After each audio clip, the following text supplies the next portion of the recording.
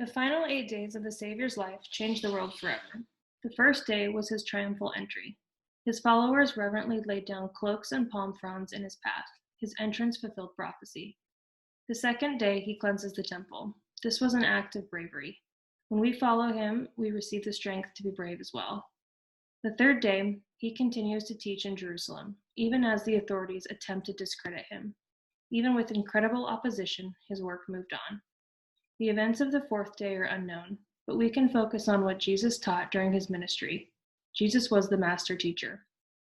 The fifth day, Christ goes to the Garden of Gethsemane. He observes the Passover with his disciples, known as the Last Supper. He shares his love for them, and then they depart to the Garden of Gethsemane. But the next event he must endure alone. He takes upon himself the sins of the world. It was a sacrifice only he could make. He did so willingly for all of us.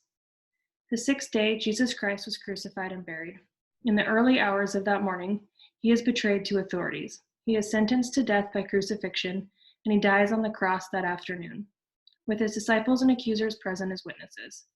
He overcame death to live again, and he has the power to help us rise above the challenges in our own lives, no matter how dark and difficult things may seem.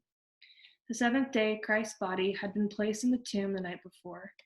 There is little in the scriptures regarding the day after his crucifixion, but this was likely a day of deep reflections for his followers and their families. On the eighth day, Mary Magdalene goes to the tomb to care for Jesus Christ's body. She finds the tomb empty, but she is not alone.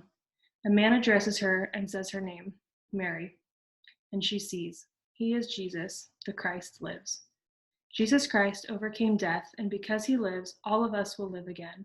Because he lives, not just on the third day, but this day, every day, we can find him.